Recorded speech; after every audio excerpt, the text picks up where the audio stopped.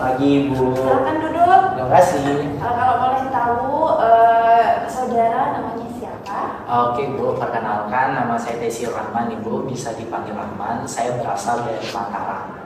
Baik, pada sesi konseling kali ini, saya yang akan memandu sebagai konselor. Perkenalkan, saya Lala Asnana Madia Asnana 2. Jadi pada sesi konseling kali ini kita akan mengambil durasi sebanyak 5-10 menit.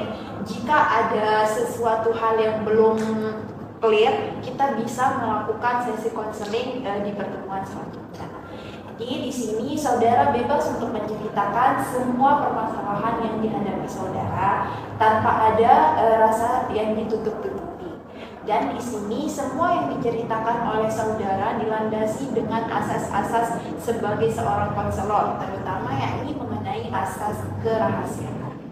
Jadi saudara bisa menjamin tentang bagaimana kerahasiaan dari cerita-cerita yang saudara sampaikan terhadap saya. Jadi apa sih sebenarnya yang membawa saudara sehingga saudara mau menghubungi konselor? Mungkin bisa diceritakan lebih detailnya. Ya, Ibu. Sebenarnya kan saya tuh takut banget cerita di orang-orang karena saya tuh memiliki gangguan kecemasan yang terlalu berlebihan gitu.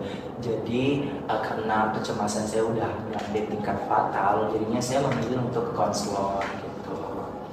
Sebenarnya saya juga nggak tahu mau lari kemana, bercerita kemana. Saya disaranin sama teman saya, sahabat saya untuk ke konselor aja gitu. Jadinya saya menghubungi Ibu untuk melakukan sesi konseling pada hari ini. Bagus sekali ya saudara, saudara mau untuk mengunjungi konselor langsung untuk bercerita mengenai masalah yang sedang saudara hadapi. Mungkin bisa lebih detail lagi untuk menceritakan masalah apa yang sedang mengganjal di dalam hati ataupun di dalam pikirannya saudara. Saya sebenarnya tidak tahu mau cerita dari mana, Ibu. Tapi yang saya rasain itu saya selalu cemas ketika berbicara di depan orang. Apalagi sekarang besoknya itu saya akan presentasi di depan banyak orang. Jadi saya merasa cemas terus takut gagal gitu, takut nggak diperhatiin gitu. Kecemasan saya udah sampai tingkat tinggi banget, Ibu, sampai saya berpikir untuk berhenti kuliah, Ibu. Berarti di sini saudara itu merasa cemas ketika saudara berada di depan banyak orang atau di depan orang-orang yang saudara baru kenal, itu ya. Baik, saudara coba untuk menarik nafas terlebih dahulu, kemudian pejamkan mata dan konsentrasi. Nanti saya akan menyebutkan kata-kata presentasi dan juga bayangkan apa saja sih yang terlintas di dalam benak saudara ketika saya menyebutkan kata-kata presentasi tersebut. Saudara sebutkan saja apa yang terlintas di dalam benaknya tanpa ada yang difilter ataupun disaring-saring. Oke, mungkin kita bisa mulai. Presentasi. Slide saya harus sempurna ketika presentasi, materi yang dibawakan harus sempurna, tidak boleh gugur ketika presentasi, dan warna PPT-nya juga harus warna biru. Warna biru. Kenapa harus warna biru? Warna biru, ada apa kok bisa saudara bisa menyebutkan warna biru? Ya, Ibu, warna biru itu seperti warna kemeja yang sering dipakai oleh dosen saya. Dia tuh orangnya sangat detail dan sangat kritis. Kritis? Kok bisa saudara sampai terpikirkan kata-kata kritis? Kenapa? Dia tuh mengingatkan saya pada ayah saya, Ibu.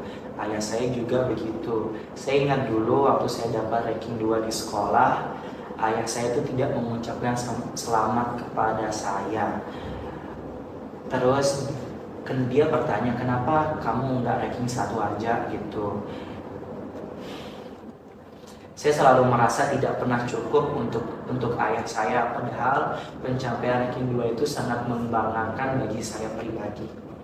Baik, setelah saya mendengar keseluruhan cerita dari saudara, jadi di sini saudara besok akan melakukan presentasi, di mana saudara ini ingin sekali ketika presentasi semua PPT ataupun isi-isi dari PPT saudara itu saudara sudah rancang dan saudara sudah bentuk secara perfeksionis tanpa ada kesalahan sedikit pun.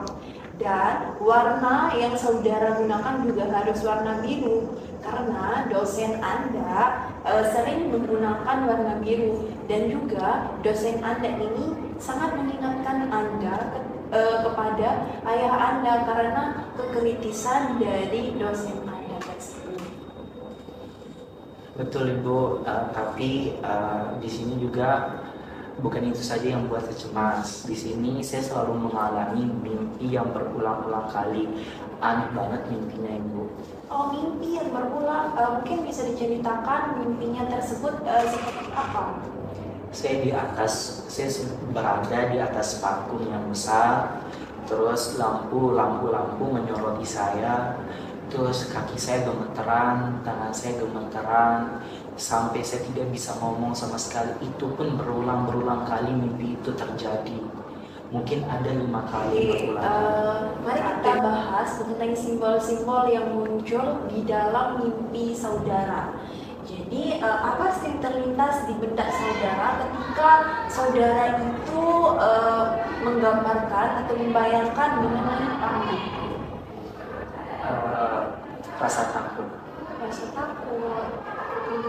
Kenapa saudara menggambarkan rasa takut tersebut?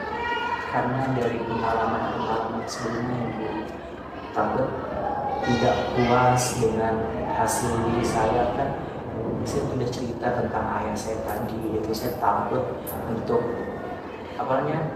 merasa gagal ketika berada di atas panggung, ketika menyampaikan sesuatu. Saudara juga tadi menceritakan mengenai dengan mulut yang terkunci. Gimana itu dengan mulut yang terkunci? Iya, kan di dalam mimpi saya itu saya berdiri di atas panggung dengan banyak audiens, lampu menyoroti, kaki gemeteran, tangan gemeteran, dan mulut terkunci. Saya mau mengucapkan satu kalimat, tidak bisa, tidak tahu kenapa mulut di mimpi saya itu terkunci. Setelah saudara menceritakan mimpi saudara tadi, jadi dapat kita pahami bahwa mimpi tersebut merupakan manifestasi dari kecemasan saudara. Nah, saudara juga tadi bercerita mengenai mimpi saudara ketika mimpinya itu ada di atas panggung. Nah, panggung itu merupakan salah satu tuntutan dari pendidikan yang sedang saudara jalani saat ini, dan juga dari ekspektasi saudara mengenai pendidikan saudara saat ini.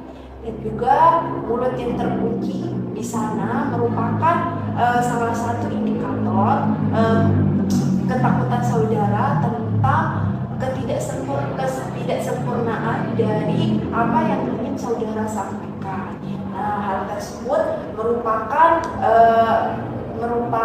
cerminan dari saudara yang belum merasa cukup, ataupun saudara itu masih merasa kurang dari proses-proses ataupun hasil-hasil yang saudara. Oke, setelah saya mendengar cerita dari saudara dan juga saudara menceritakan mengenai mimpi-mimpi saudara yang saudara alami, kemudian apa sih yang saudara rasakan sekarang? Apakah masih ada yang mengganjal atau sudah jauh lebih lega?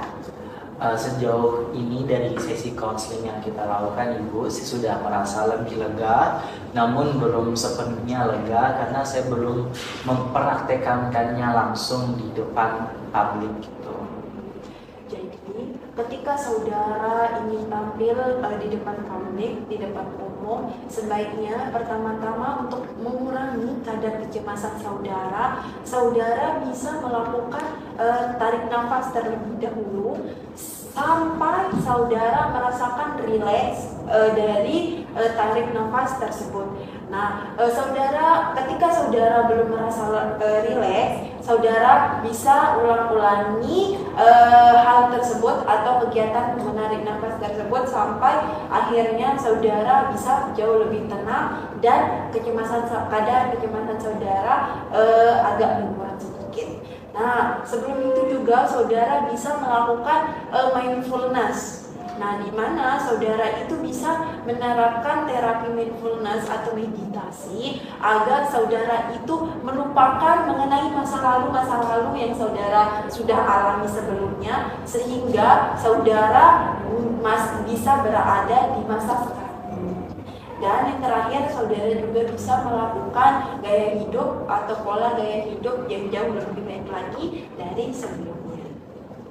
Mungkin untuk sesi konselor kali ini itu saja dari saya. Mungkin ada yang ingin disampaikan lagi? Mungkin itu saja Ibu, dari penjelasan yang Ibu paparkan terkait masalah kecemasan saya sudah bisa lebih mengatasi gimana nanti ketika saya cemas saya harus bagaimana, ketika saya belum merasa tenang dalam kecemasan saya harus bagaimana, saya sudah bisa menangkal. Oke, jadi nanti kalau ada sesuatu atau ada hal-hal yang perlu kita diskusikan lebih lanjut lagi, mungkin kita bisa bertemu di sesi konseling selanjutnya. Mungkin itu saja dari saya, sekian ya. Terima kasih Bu. Ya, sama-sama.